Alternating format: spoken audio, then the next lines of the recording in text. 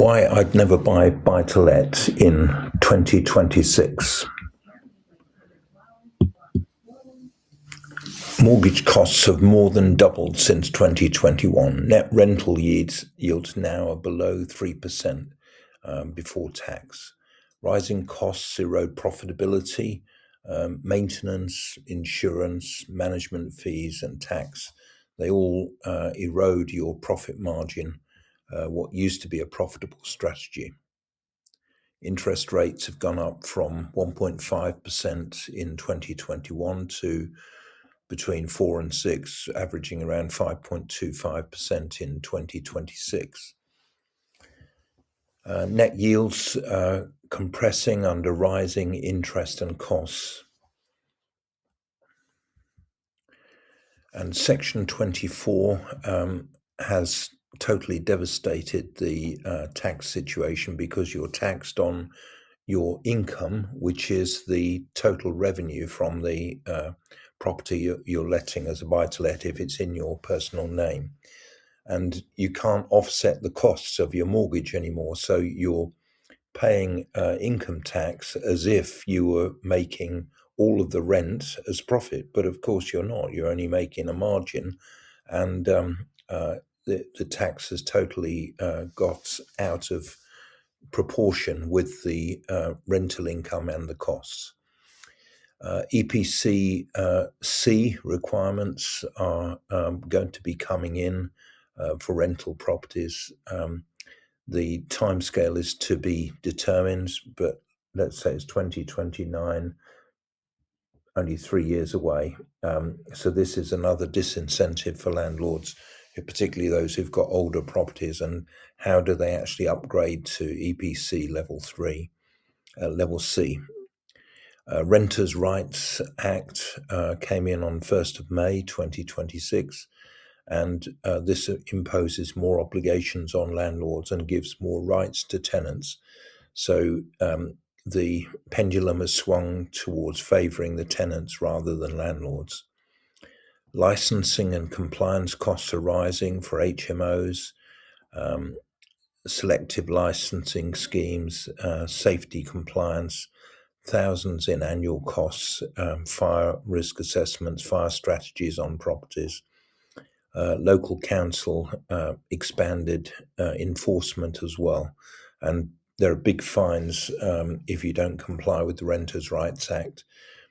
Immediately, you can get a fine of £40,000, without much trouble at all, getting something wrong with your compliance with the new Renters' Rights Act. The regulations burden is increasing, so essentially there's a higher cost of becoming a landlord. This might be a good thing because it drives out amateur landlords from the marketplace, but professional landlords need to have their properties in a company for tax efficiency, and therefore their mortgage costs are likely to be higher, perhaps 6 to 7% rather than 4 to 5% or 5.25% even. The market has moved on, and what we're looking at is specialised supported housing, which gives 8 to 12% yields backed by government funding. So this is Department of Work and Pensions funding for property. It's property investment with social impact and strong returns.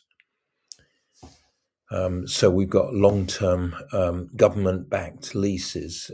These are 15-year full repairing and insuring leases to the registered care provider.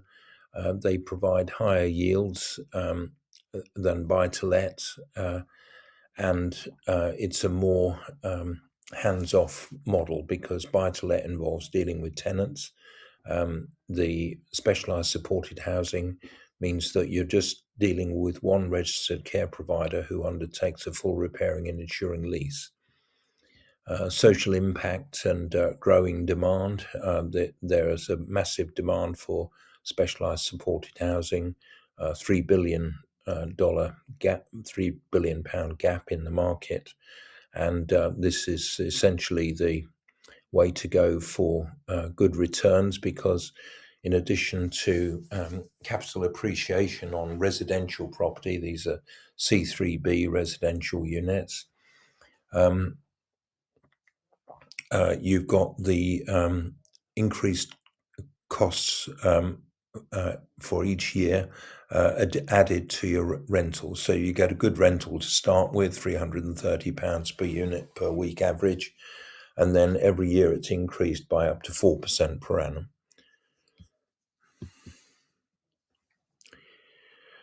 We use our ALPUS system to acquire property.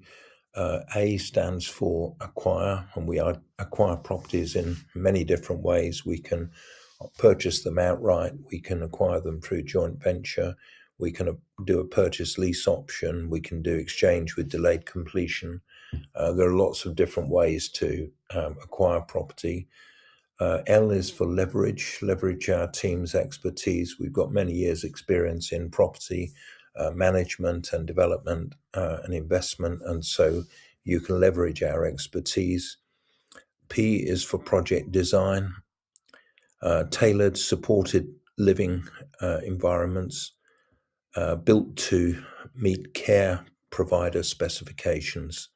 So this is the SSH model that we're talking about, but if we're talking about other developments, then obviously the design would be appropriate for the type of development, whether it's commercial, mixed use, residential, industrial, or even infrastructure design.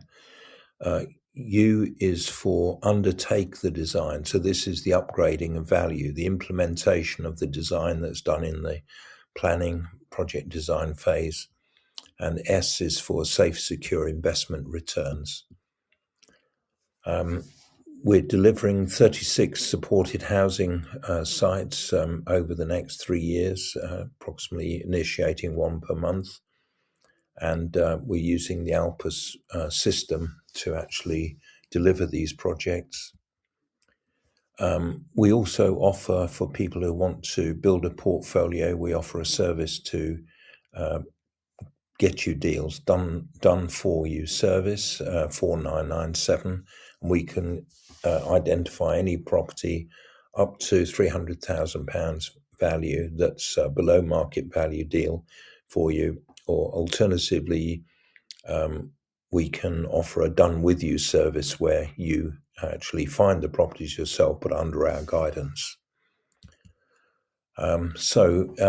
Traditional buy-to-let yields are no longer viable for serious investors.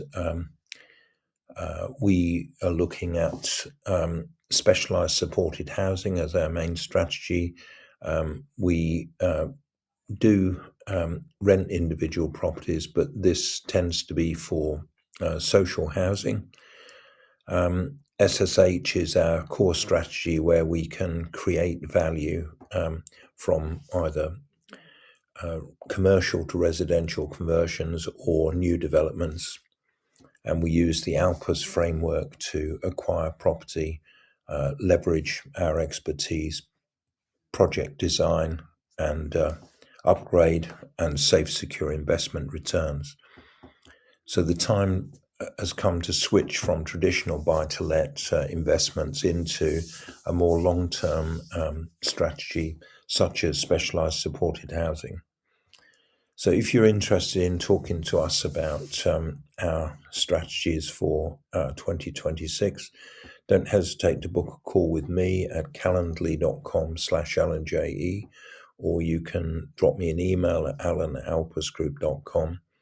Or you can telephone me directly on 07539141257 from outside the UK. That's +44 7539141257. Don't forget to like this video if you like it, comment on the content, and subscribe to our channel.